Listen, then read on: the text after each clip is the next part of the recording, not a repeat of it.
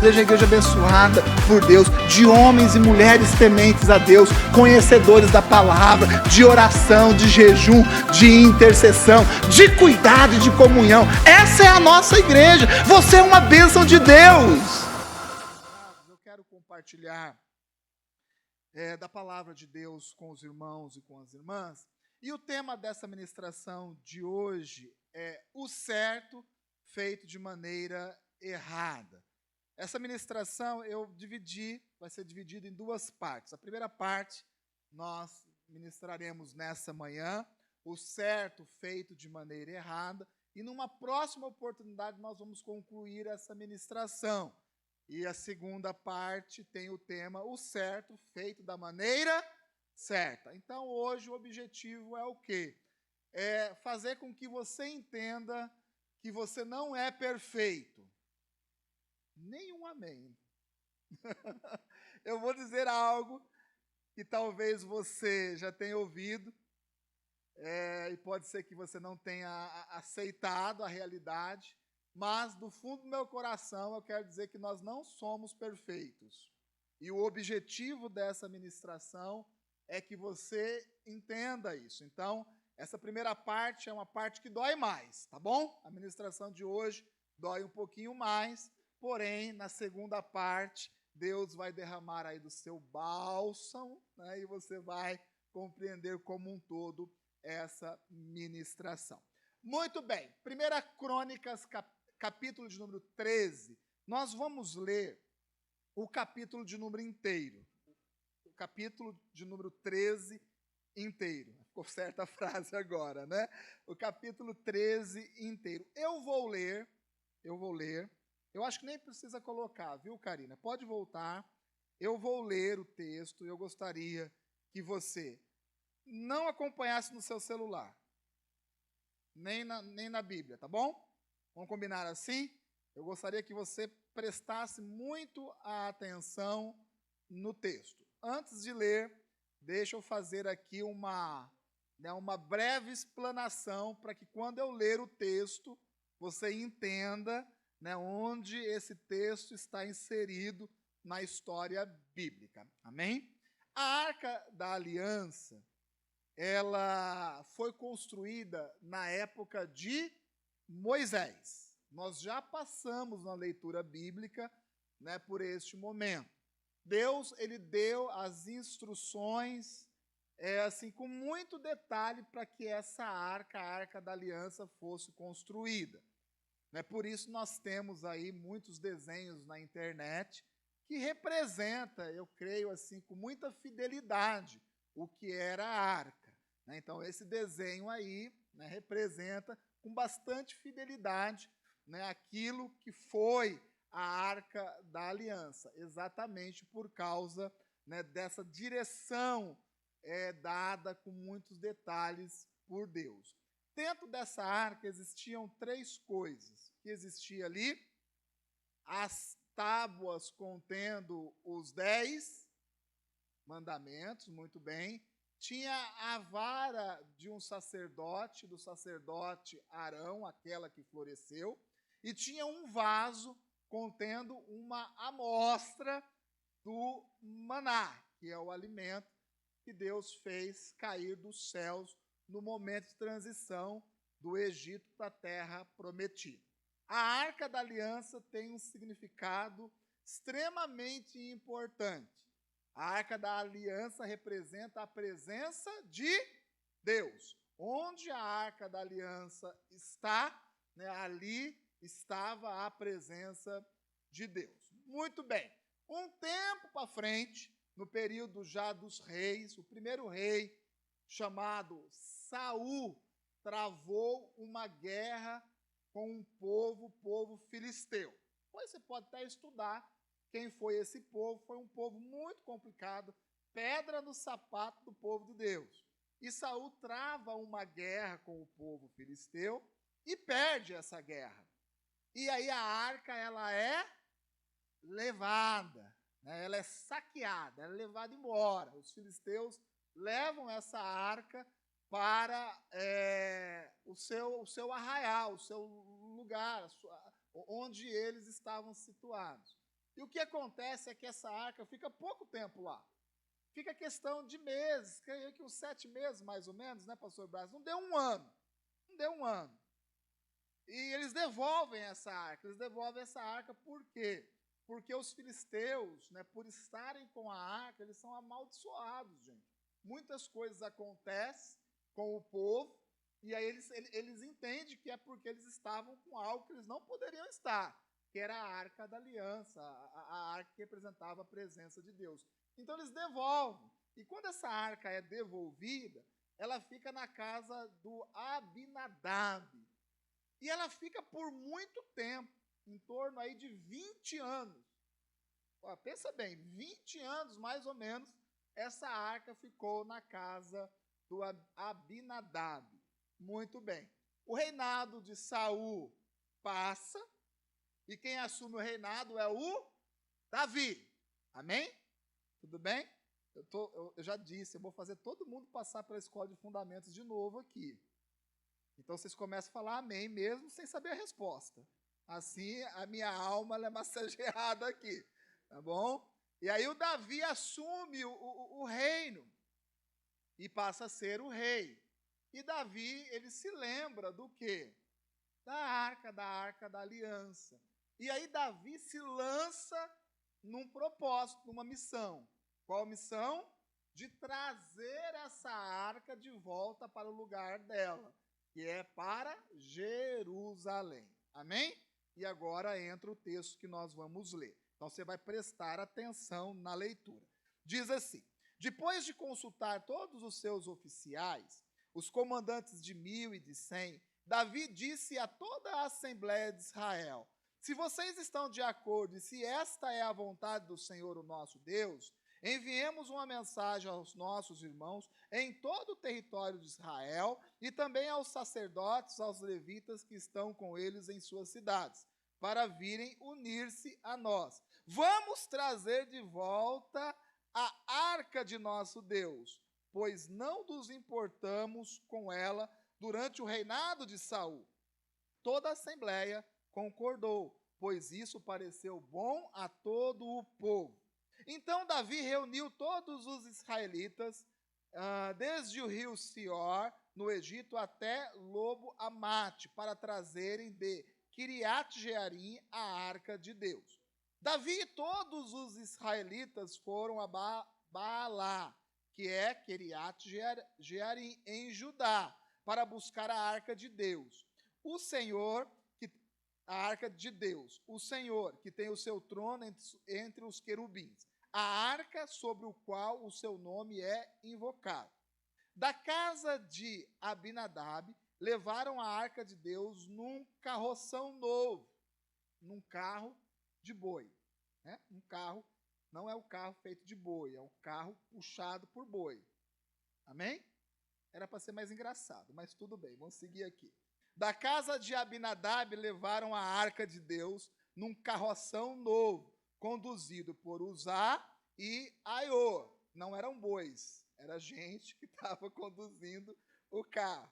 Davi e todos os israelitas iam dançando e cantando com todo vigor diante de Deus, ao som de harpas, liras, tamborins, símbolos e cornetas.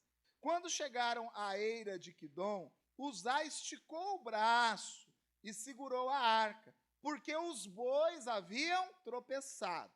A ira do Senhor acendeu-se contra Uzá, e ele o feriu por ter tocado na arca. E Uzá morreu ali mesmo diante de Deus. E Davi ficou contrariado. Eu estou lendo na versão NVI. A versão oficial da igreja é a Almeida Revista e Corrigida. E se você for ler na Almeida e Corrigida, não diz contrariado, mas diz entristecido. Então Davi ficou contrariado, entristecido, chateado, porque o Senhor, em sua ira, havia fulminado Uzá. Até hoje aquele lugar é chamado de Pérez Uzá, né, que tem um significado, né, significa destruição de Uzá. E naquele dia Davi teve medo de Deus. Olha que coisa interessante. Naquele dia, Davi teve medo de Deus e se perguntou: como vou conseguir levar a arca de Deus? Por isso, desistiu de trazer a arca para a cidade de Davi e, em vez disso, levou-a para a casa de Obed-Edom. Esse nome já é bem conhecido. A casa de Obed-Edom é bem conhecida por causa das casas de paz. Tem até uma ministração que fala a respeito disso. Né? Obed-Edom de Gate. E a arca de Deus ficou na casa dele por 3 meses. E o Senhor abençoou sua família e tudo o que possuía. Amém? Deu para entender o texto? Né? Deu para entender o contexto? Amém. Então fecha os seus olhos, vamos orar mais uma vez. Senhor, nós te agradecemos pela sua palavra que foi lida. Mais uma vez, ó Pai, nós repetimos essa oração. Nos ajude a transmitir aquilo que o Senhor tem ao seu coração, no seu coração, ao coração de cada um aqui nessa manhã. Que o Senhor nos ajude, que o Senhor derrame sobre nós de graça e de misericórdia, ó Pai. Que o Senhor nos dê humildade o suficiente para entender que nós não somos perfeitos, que nós erramos, ó Pai, mesmo com a intenção de fazer o certo. Que esse texto, que a sua palavra sirva não somente de uma base teológica nesta manhã, mas que sirva, Pai, de um trilho que nos conduz para a sua vontade. No nome do Senhor Jesus nós oramos. Amém. Bom, passo número 1. A primeira coisa que eu quero que você entenda nesta manhã, a respeito da boa intenção.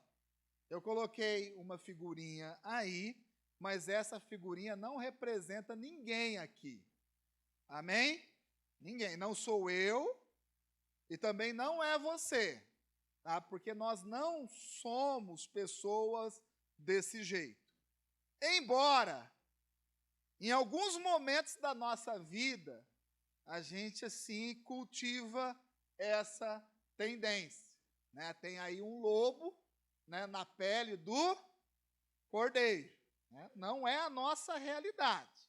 Porém, de vez em quando, muito raramente, né, nós somos tendenciados a nos comportar desta forma. Mas eu sei que na maior parte do tempo, o que existe em nós, ou o que existe dentro do nosso coração, na nossa cabeça, na nossa mente, na nossa forma de agir, são coisas boas. Eu sei que você, na maior parte do tempo, quase na totalidade do seu tempo, né, você tem procurado ter boas intenções nas suas atitudes. Amém? Amém? Porque você é uma pessoa boa. Porque você é uma pessoa cheia da presença de Deus. E um homem e uma mulher cheios da presença de Deus, com certeza vai procurar, vai se esforçar em fazer aquilo que Deus tem direcionado. Esse é o nosso esforço. O nosso esforço, né, neste período, mais intensamente falando, nesse período de 12 meses, né, o qual já aí um mês já foi, né, já está encurtando esse período. Qual que é, né, qual é o nosso objetivo ao longo desses 12 meses? Compreender aquilo que Deus tem para a nossa vida. Saber qual é a intenção de Deus, de uma forma muito clara, para a nossa história de vida, para o pessoal, para a nossa casa, para a nossa vida financeira, e principalmente e também para a igreja. Esse é o nosso esforço. Qual? De compreender o coração de Deus, de entender isso, né, e de aplicar na nossa vida. Sempre que nós fazemos isso, nós vamos estarmos tendo a boa intenção que Deus quer que nós tenhamos. Amém? Vou falar novamente de um jeito mais simplificado para isso ficar claro no seu coração. Se você tiver de uma forma muito clara aquilo que Deus quer fazer na sua vida, entender esse tempo de mudança e a mudança do tempo, Se você tiver isso de uma forma muito clara dentro de você, com certeza você vai cultivar de uma forma muito fácil esse passo número 1, que é a boa intenção. Davi, ele teve uma boa intenção. O versículo de número 3 diz assim: e tornemos a trazer para nós a arca do nosso Deus. Porque nós não a buscamos nos dias de Saul. A arca ficou lá. A arca ficou esquecida. E a arca representa a presença de Deus. Então, Davi, ele estava com uma boa intenção de trazer a arca para o lugar onde a arca deveria estar. E não somente o fato de trazer a arca fisicamente, trazer toda a representação espiritual, né, que a arca significava. Então, Davi, ele teve uma boa intenção.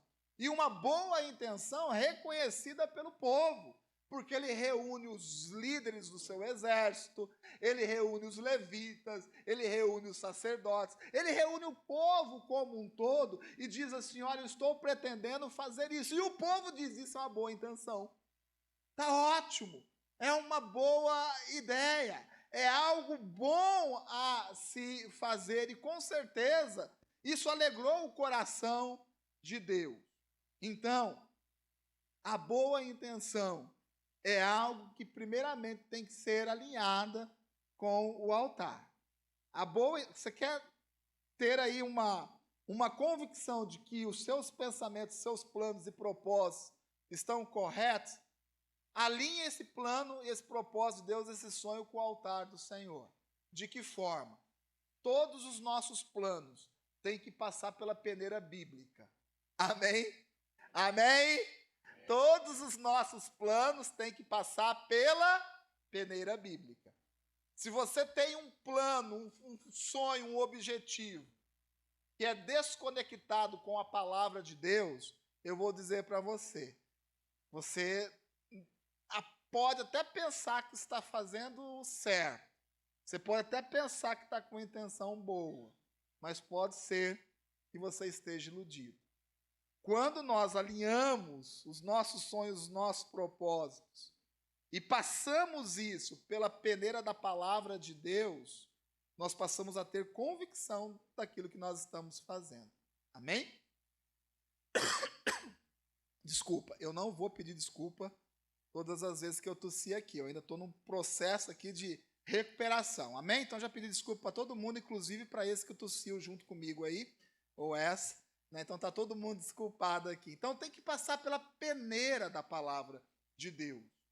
E uma outra forma de nós analisarmos se os nossos projetos estão coerentes, se aquilo que nós estamos fazendo é de boa intenção, obviamente, consultando os nossos pastores, os nossos líderes.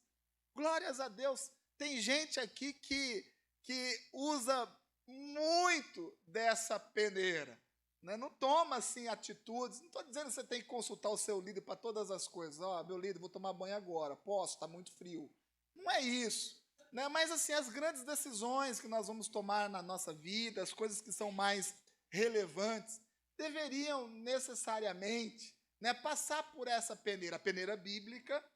Se não passar pela peneira bíblica, nem anda com isso. Nem siga em frente com isso, nem precisa chegar para o seu pastor, porque já não passou na peneira bíblica, não vai passar na outra peneira. Essa consulta é importante. Por quê? Porque os pastores vão compartilhar do que? Os líderes, os discipuladores vão compartilhar do que? Da sua experiência. Vão lhe orientar, não é dizer o que se deve ou não se deve fazer, mas vão gerar em você, sabe, um entendimento, talvez de algo que você não esteja percebendo, ou vai gerar no seu coração uma convicção ainda maior daquilo que você está fazendo. E a terceira peneira é a peneira divina, de Deus, né? Consultar a Deus e falar assim: Deus, realmente é isso?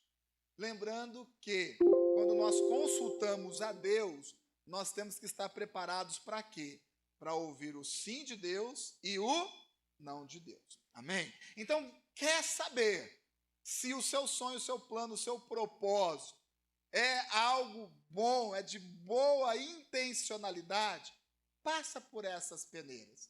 Passa pela peneira bíblica, passa pela peneira do seu líder, do seu pastor, e passe pela peneira divina. O que sobrar depois disso, você pode ter certeza. Se você agir de acordo com isso, você vai estar agindo com uma boa intenção, procurando fazer aquilo que é certo. Foi o que Davi fez.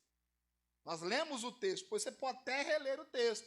Davi, ele passa essa sua decisão, essa sua intenção por todas essas peneiras, né? E ele vê que a sua intenção é uma intenção boa. Amém? Se você fizer isso, com certeza, você vai diminuir aí a sua taxa de erro.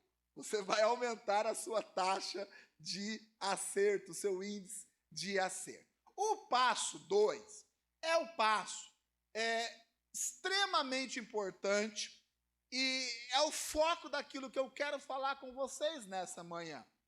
Não basta ter somente uma boa intenção. A boa intenção você já sabe como medir, amém? A partir do momento que você tem a convicção de que o que você está pretendendo é algo correto, é algo direcionado por Deus, você tem a convicção de que a intenção é boa, você precisa compreender que você precisa fazer da maneira certa.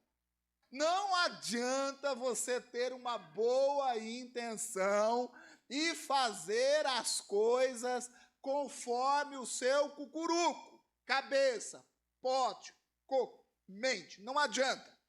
Não adianta, não faz sentido. Sabe qual é, assim, a minha grande angústia? Olha o pastor angustiado, rasgando a alma no altar. A grande angústia é que Deus dá revelação à sua vida. Sabe o que me deixa entristecida? É porque você sabe aquilo que você tem que fazer. Você sabe, você já tem a intenção, sabe que isso foi plantado no coração de Deus, no seu coração. Então eu vejo uma igreja que sabe o caminho, sabe aquilo que tem que fazer. Uma igreja cheia de boas intenções em tudo. Nos seus relacionamentos, na sua vida profissional. Uma igreja cheia de boas intenções. Você é uma pessoa cheia de boas intenções. E o que me angustia, que traz essa angústia, é ver as pessoas com planos, sabe, que são de Deus para a sua vida, mas fazendo da maneira errada. Fazendo as coisas segundo a sua cabeça. Segundo o seu entendimento. O Deus que nos dá a revelação daquilo que é bom e ruim é o mesmo Deus que nos capacita a fazer as coisas de forma correta. Amém? Nós lutamos e nos esforçamos muito na nossa vida para quê? Para saber qual que é a direção de Deus. E quando Deus nos dá a direção, parece que a gente fala assim, agora Deus, segura um pouquinho aí que agora é comigo. E nós vamos deixando Deus de lado. Então nós temos planos que são bons, como Davi tinha um plano bom. Estava certo, passou por todas as peneiras, uma boa intenção, o povo estava com ele, os levitas, os líderes, estava tudo muito lindo. Mas o Davi foi fazer da forma errada. Tinha uma boa intenção, mas não fez da maneira certa. E nós estamos falando de quem? Do rei Davi. Por quê? E levaram a arca de Deus sobre um carro novo, da casa de Abinadab, e o Uzá e o Aiô guiavam o carro. Não era desse jeito que a arca deveria ser transportada. Nós vamos ver na próxima ministração o jeito correto de se transportar a arca. Não era em cima de um carro conduzido por bois, era no ombro dos sacerdotes.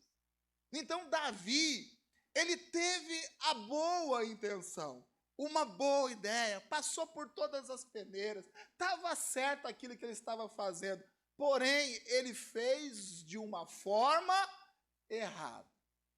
O certo feito de uma maneira errada. E É isso que eu quero chamar a sua atenção, é para isso que eu quero chamar a sua atenção nessa manhã. Talvez você esteja muito frustrado na sua vida, desistido, desgostoso. Talvez você, olhando para a sua história de vida, você diga assim, mas Deus fala tanto comigo, Deus me dá tanta direção. Talvez seja esse seu pensamento. Né? Tudo que Deus fala ao meu coração, eu procuro orar, eu procuro meditar a respeito daquilo, eu busco conselho.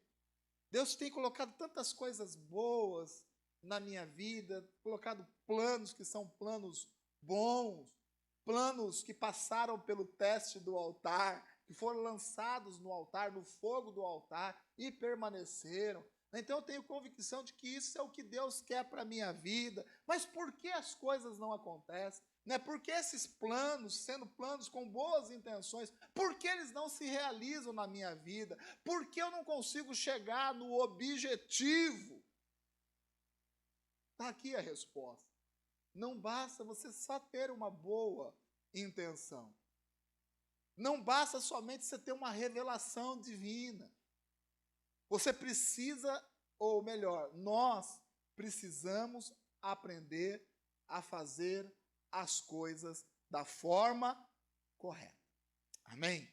Porque senão, né, por mais que você tenha planos e propósitos de Deus plantados dentro do seu coração, pode ser que você chegue no final da sua vida com o mesmo pensamento de Salomão. Né, o que foi a minha vida?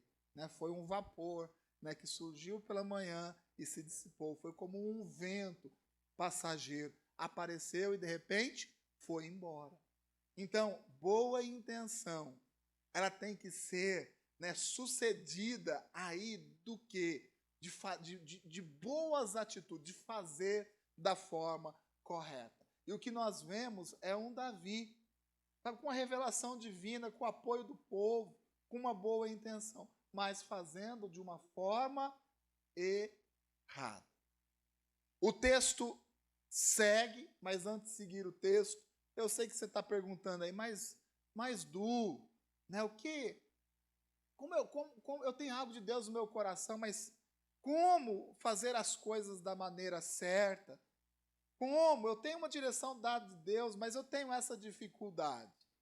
Como que eu tenho que proceder? Eu quero lhe dar uma dica. E essa dica é mais do mesmo. Dependa do Espírito Santo de Deus. Amém? Depende do quê? Depende do quê? Do Espírito Santo de Deus. É o Espírito Santo de Deus que nos orienta. Ele é quem permite que a gente tenha, né, aqui, né, o entendimento daquilo que é certo e daquilo que é errado. É o Espírito Santo que nos convence dos nossos erros, dos caminhos errados que nós estamos trilhando. Então, quer uma dica para, da mesma forma que eu dei uma dica em relação à boa intenção dessa medida, eu dou. Quer fazer as coisas da maneira certa? Dependa do Espírito Santo de Deus. E eu vou dizer algo para você. Nem sempre o Espírito Santo vai lhe dizer, vai lhe direcionar da maneira que você quer. Então você tem que estar preparado para isso. Deus lhe deu um plano, é um plano de Deus, é algo bom, você está com a boa intenção, quer fazer da maneira certa, dependa do Espírito Santo de Deus. E nós paramos. O fato é que nesse momento a gente para. Nós buscamos algo de Deus, Deus nos dá uma revelação. E parece que a gente se afasta de Deus agora e segue trilhando caminhos sozinhos. E não é isso. Dependa do Espírito Santo. Tem algo de Deus, que é de Deus plantado dentro do seu coração, a cada dia. Dependa do Espírito Santo de Deus. Coloque sem medo as suas decisões, né? Porque todo dia nós estamos diante dessa situação que vocês estão vendo nessa figurinha. Todos os dias aparece uma encruzilhada na nossa vida. Todos os dias.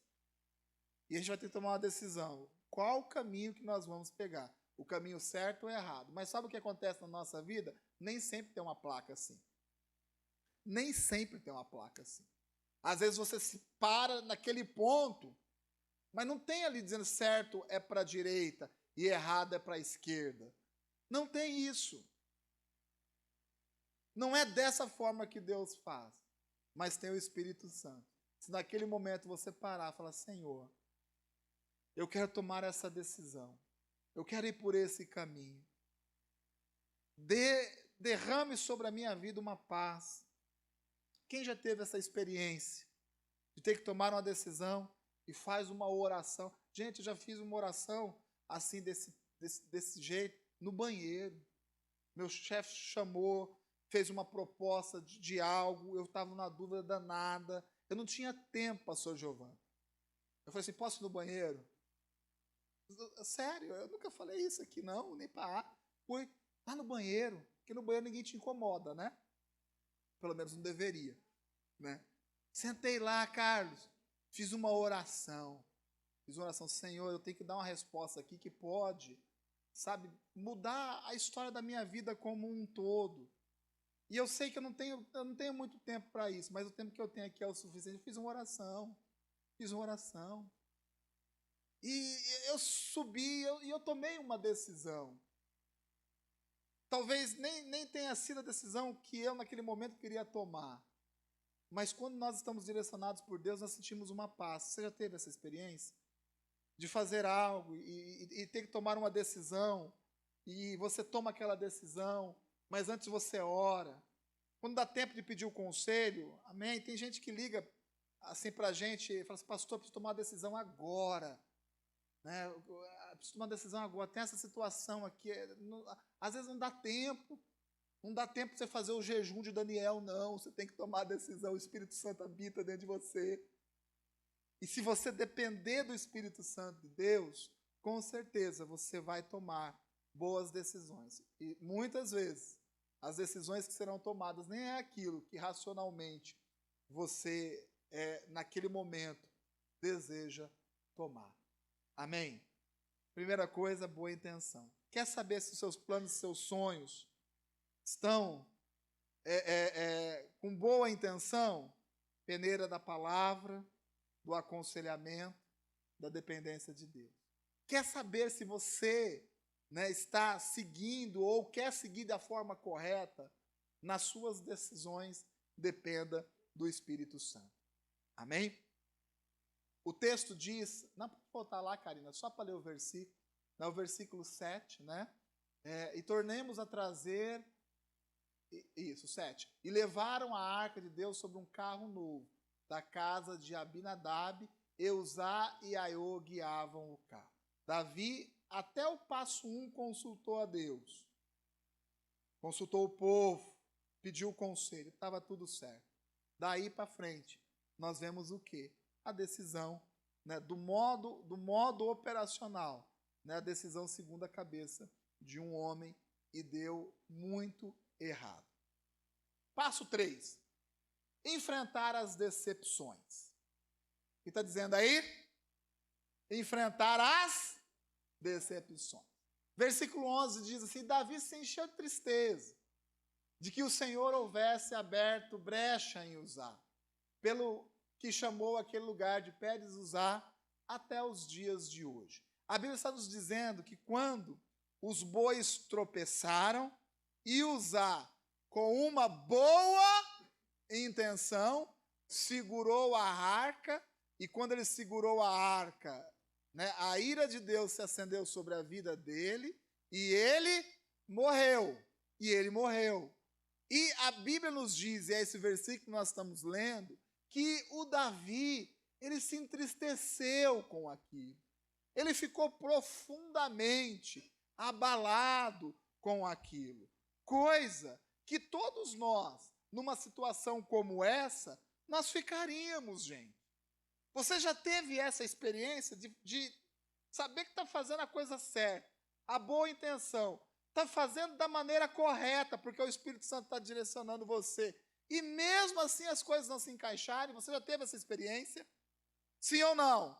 de você ter convicção que aquela é a direção que Deus tem para a sua vida, que você está com uma boa intenção, que você está tomando as decisões mediante conselho, direcionado pelo Espírito Santo. Você está fazendo tudo certo, você já passou essas duas etapas, mas às vezes as coisas não acontecem como a gente gostaria que elas acontecessem, e quando isso aparece, o que acontece? Você dá risada? Não, o normal de cada um aqui, de todo ser humano, é o que ficar triste, ficar, sabe, desistir, angustiado diante das decepções. Eu quero dizer algo para você que talvez não soe bem aos seus ouvidos no primeiro momento. Mesmo cumprindo a cartilha, fazendo tudo diante dos conformes, nós teremos aflições no caminho. Amém? É difícil de falar um amém para isso. Mesmo passando pelo passo 1, passo 2, nós temos que entender que nessa caminhada nós teremos aflições. A vida é contingente, existem as suas casualidades. E nós temos que entender isso, que nem tudo vai acontecer da forma que nós queremos. Porque nós estamos inseridos dentro de um mundo caído, de uma essência de maldade, de pecado. Nós estamos inseridos dentro desse contexto. E mesmo que você passe pelo passo 1 e pelo passo 2, nós não vamos fugir das decepções da vida. Hoje nos falta algo chamado inteligência emocional. Nos sobra inteligência para outras coisas. Nós vivemos num mundo hoje tão moderno, que avançou tanto nos últimos 50 anos, a nível de tecnologia, a nível de um monte de coisa. Hoje, o povo é mais inteligente. Essa geração é mais inteligente do que as outras gerações. É uma geração de uma amplitude, muito maior, muito mais ampla. O que você tem de conhecimento, que você conhece hoje, que está aí dentro da sua cabeça, ela é infinitamente maior do que o que conhecia e a capacidade da pessoa 100, 200 anos atrás. Não precisa ser assim uma pessoa muito douta para entender isso. Nós adquirimos inteligência para tantas coisas, mas em compensação, nós perdemos essa inteligência emocional, a capacidade de nos comportar diante das frustrações, diante das decepções da vida. Perdemos isso. Você sabe quantas vezes, em média, uma pessoa perde o emprego ao longo da sua vida? Quem sabe? Quem quer dar um chute? Sabe, Israel? Você que trabalhou muito tempo com isso? Não? Ao longo da sua vida, quantas vezes a pessoa perde o emprego ao longo da sua vida? Vocês sabem?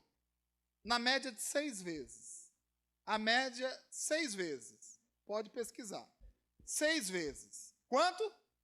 6 vezes. Isso quer dizer que uma pessoa, ao longo da sua vida, vai ser chamada na sala de um chefe, e o chefe vai falar assim: nós agradecemos pelo seu bom trabalho nessa empresa, mas nós estamos passando por uma reestruturação e nós decidimos que a sua vaga ela vai ser fechada. Nós agradecemos toda a sua dedicação e esperamos que você seja um sucesso na sua vida profissional, mas nós não queremos mais você aqui. Tchau. Eu estou falando mais ou menos do jeito que um chefe fala, como ele é instruído pelo RH de uma empresa a falar, E se você deu risadinha, isso já pode ter acontecido com você. Isso pode ter acontecido. Eu não sei se você está dando risada, porque você já queimou as suas 6 vezes. Eu não sei. Mas em média 6 vezes, gente. E se você não souber superar essa decepção? Eu estou dizendo para você, se você estiver dentro da média, você vai receber um chute, um palmo abaixo da sua espinha 6 vezes em algum trabalho que você tiver. Entendeu, né? Vai acontecer. Então você não vai ter que superar uma vez. 1, 2, 3, 4, 5, 6 vezes, se você estiver na média. Mas eu quero levá-los a olhar para o outro lado. Se você, na média, vai ser dispensado 6 vezes, você vai passar por 6 alegrias de arrumar um novo emprego. Amém? Está entendendo? Você vai passar pela alegria ao longo da sua vida, se estiver na média, de ser aceito novamente dentro de uma empresa, de passar, né, numa sessão de entrevista, por 6 vezes também. Então nós temos que aprender a lidar com as decepções. Decepções. E se nós não enfrentarmos, aprender a ter inteligência emocional, gente. Aprender a ter inteligência emocional. Ah, o meu chefe falou duro comigo. Ah, esse serviço não serve para mim. Você vai aumentar a estatística. Vai ser 10, 12, 15 vezes. Se não aprender a lidar com isso. Né? Eu converso bastante com esse pessoal do mundo corporativo aí. Né? E hoje, assim, né? Eu acho muito interessante. Mudou muito as coisas. Né? Muda muito. Avança muito isso. E hoje existe uma preocupação muito grande, inclusive tem empresas hoje que até grava, né, tudo, grava as conversas, grava um monte de coisa, né, e tudo mais. É um negócio assim que, sabe, o chefe tem que ter, sabe, a palavra correta, se falar uma palavra fora, né, do contexto. Esses dias eu participei, né, de uma reunião de código de ética de uma empresa, diante de uma situação, né, que uma pessoa fez um comentário no café, bebendo café, na empresa, fez um comentário, sabe, que eu pensei assim, se fosse na minha época, isso aí é troco. Né? A pessoa se ofendeu com o comentário, não era nada homofóbico, não era nada, coisa de serviço, gente, coisa de trabalho. E a pessoa se ofendeu, né, moveu um processo assim, milionário, né, dizendo assim, eu fui ofendida intelectualmente. E eu vou dizer, a discussão era por... Depois a gente corta isso aí, tá? Era porque eu nem deveria estar falando isso. Era por causa de cor de cabo de instalação de energia. Coisa mais, sabe, um negócio assim, discussão, não, eu penso assim, tal, foi embora e estava lá. Então, assim, falta hoje inteligência emocional. Falta. Não é falta dentro da igreja também, gente. Falta dentro da igreja. Inteligência emocional. Sabe, hoje, assim, nós somos os pastores de vocês pela graça e misericórdia de Deus. Tá bom, 5 amém já é o suficiente. Somos, né, pela graça e misericórdia de Deus. Né? Mas hoje nós também temos essa dificuldade. Hoje uma pessoa que não faz um bom serviço aqui dentro da igreja, não pode ser corrigida, sabia disso? Ah, mas eu sou voluntária dentro da igreja. É serviço dentro da igreja. Não pode. Eu me lembro de uma situação lá no mutirão, né, que a gente estava fazendo a reforma, o rapaz lá pintando, né, estava pintando lá, caindo tinta no chão, o pastor deu uma dura, ficou bravo. Né, eu estou aqui servindo, mas não está fazendo legal. Não está legal, gente. Então, o que eu disse no domingo passado, a respeito da verdade, lembra disso? Verdade. A gente tem que olhar, nós temos que olhar criticamente para a nossa vida. E entender se aquilo que nós estamos fazendo está bom ou está ruim. E não ficar massageando a nossa alma. Ah, é porque eu sou voluntário, ah, é porque no meu serviço eu ganho pouco, não é porque o outro ganha mais do que eu, é porque a outra empresa paga mais, é porque não me dão recurso, é porque eu não tenho a ferramenta adequada. Nós vamos juntando um monte de coisas, um monte de desculpas para massagear a nossa alma, porque nos falta essa inteligência emocional. De aguentar, de saber receber uma crítica, lógico, ninguém tem que ser mal educado com ninguém, mas de receber uma crítica ou de enfrentar uma decepção com a cabeça erguida. Com a cabeça erguida. Né? O próprio Davi. O Davi, ali diante de usar morto, ele fica entristecido com Deus.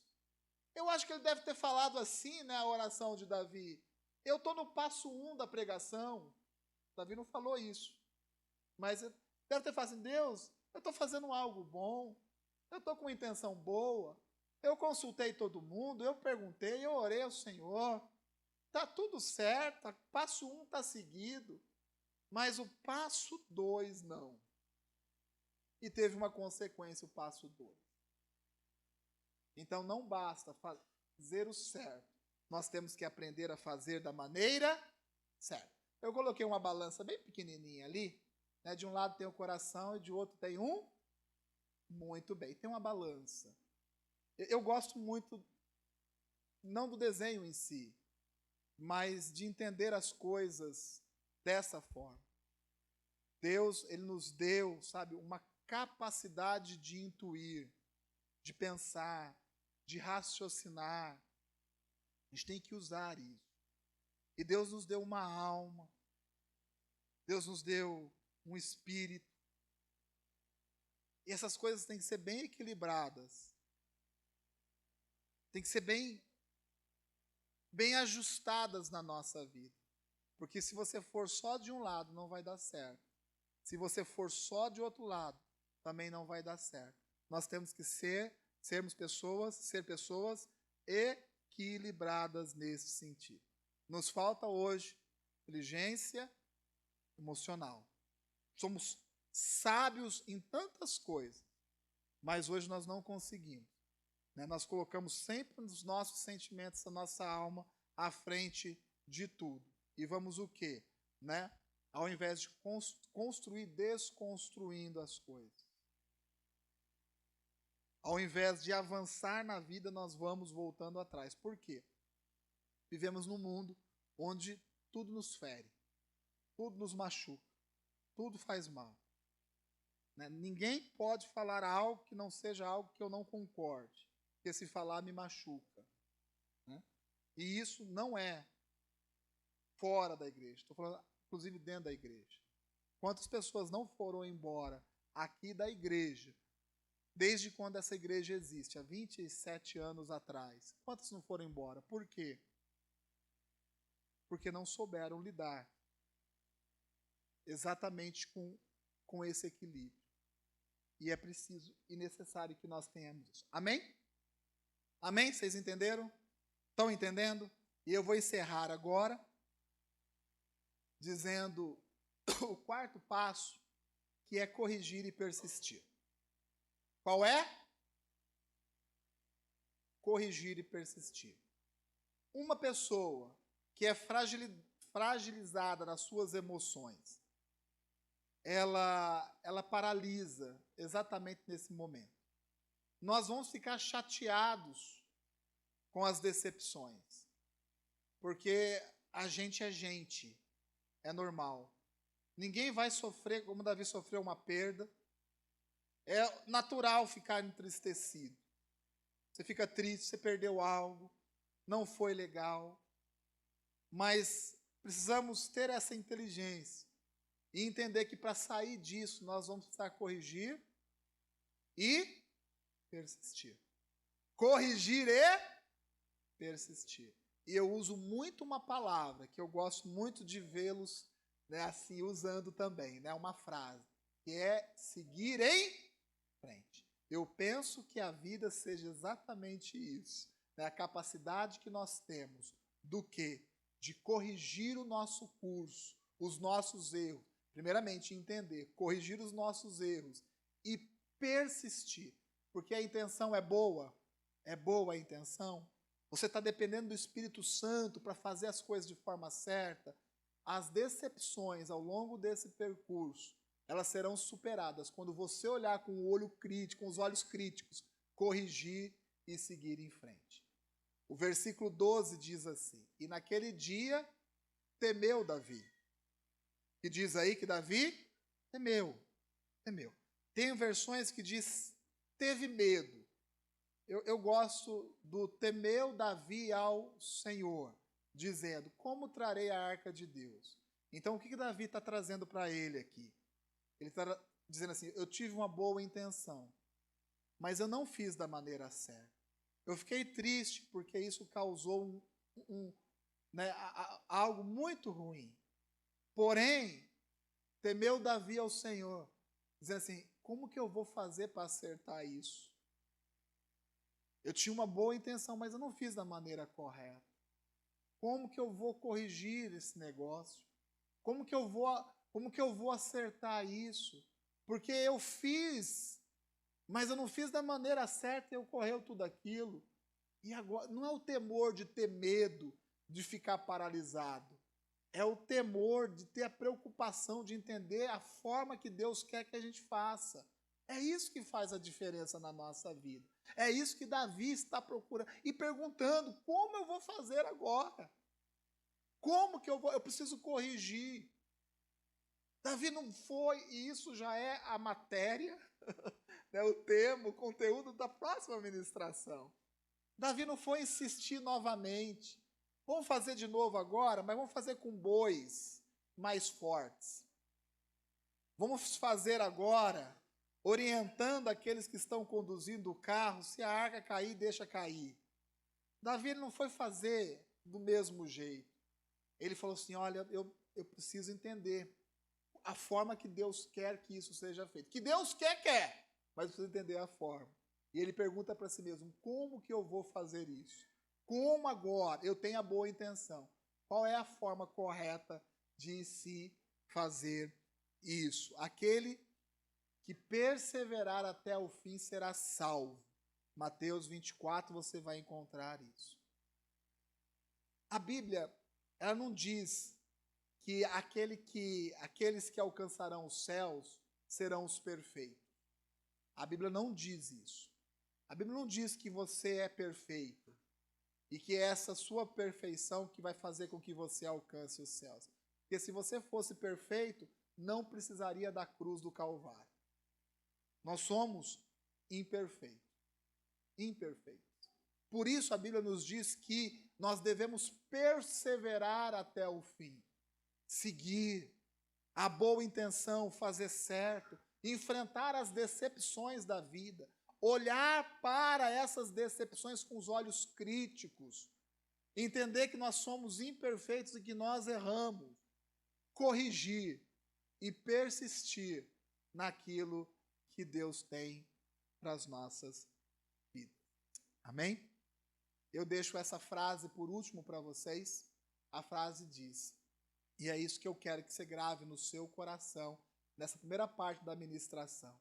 Entender que mesmo com intenções corretas, nós podemos tomar decisões. Você entendeu o que quer dizer essa frase? Eu quero chamar a atenção de cada um aqui, que mesmo com as boas intenções, nós podemos tomar decisões erradas. Nós vamos ter que aprender, primeiramente, a admitir isso. Você precisa admitir que você não é perfeito. E que a situação que você encontra, sabe, não é porque o governo mudou. Não é porque o risco Brasil aumentou. Sabe, não é por causa da sua igreja, do seu vizinho, da sua mulher, do seu marido. A situação que você se encontra, que nós nos encontramos, é por causa da gente mesmo. É as nossas responsabilidades.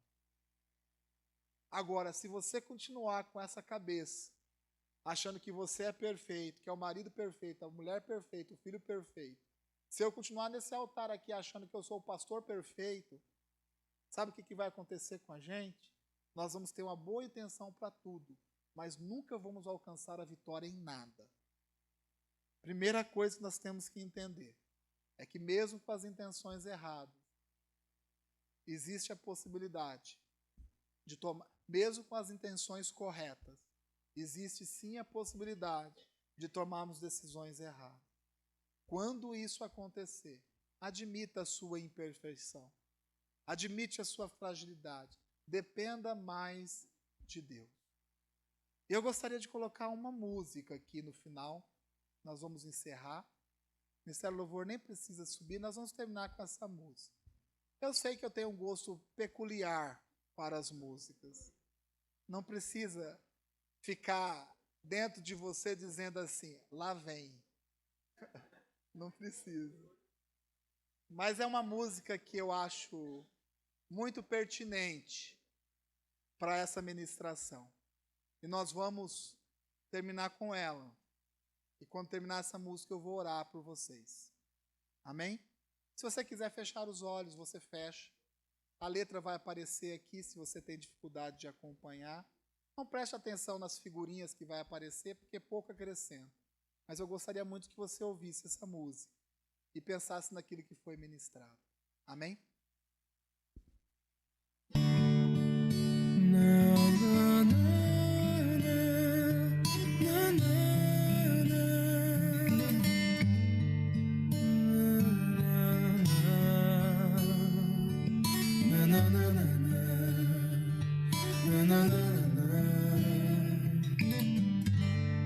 Pai, perdoa o meu jeito de achar que sou perfeito. Vejo o erro nas pessoas e não olho os meus defeitos. Justificam-me com bem quando mal eu pratiquei.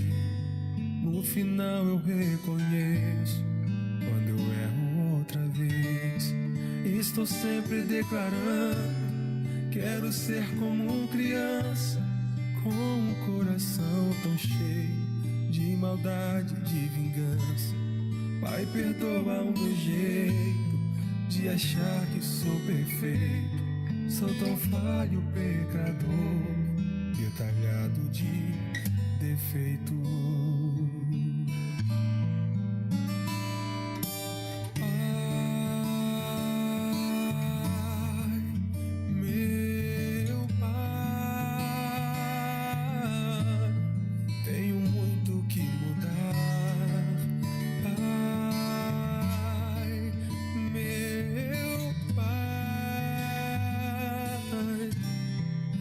Ajude a melhorar, Pai, meu Pai.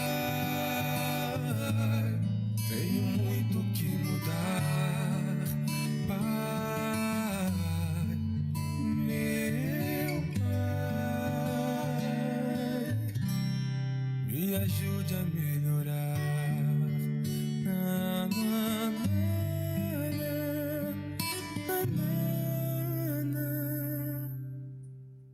Pai, a minha oração pode parecer tão dura, é que essa realidade no meu peito só machuca.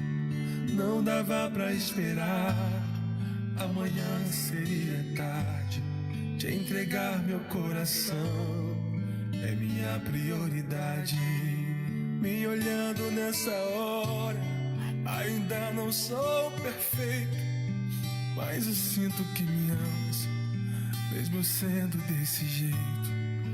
Obrigado por me ouvir, não vou nem me despedir. Fica aqui dentro de mim, para nunca mais sair. Pai, meu Pai, tenho muito que mudar, Pai, meu Pai. Me ajude a melhorar, Pai, meu Pai. Tenho muito que mudar, Pai, meu Pai. Me ajude a melhorar. Senhor, nós oramos nesta manhã aqui. Pegamos, ó Pai, essa letra dessa canção e transformamos na nossa oração neste momento. Queremos, ó Pai, alcançarmos os propósitos que o Senhor tem pretendido para a nossa vida. Porém, ó Pai, nós entendemos que nós precisamos melhorar, ó Pai. Tirar esse conceito da nossa cabeça de que nós somos perfeitos. Entender, ó Pai, que as nossas imperfeições, elas são corrigidas, ó Pai, pelo derramar da Sua presença em nossas vidas. Que assim seja, Senhor. Queremos, ó Pai, carregar boas intenções, mas também, ó Pai, queremos fazer as coisas da maneira correta. Aprender a superar, ó Pai, as desilusões, ó Pai. Aprender, ó Pai, a superar a tristeza dos tempos que são difíceis, ó Pai. Corrigir os nossos erros, ó Pai, e persistir nos seus propósitos. Essa é a nossa oração nessa manhã, no nome de Jesus. Amém. Amém? Você recebe essa palavra? Glórias a Deus pela sua vida. Amém?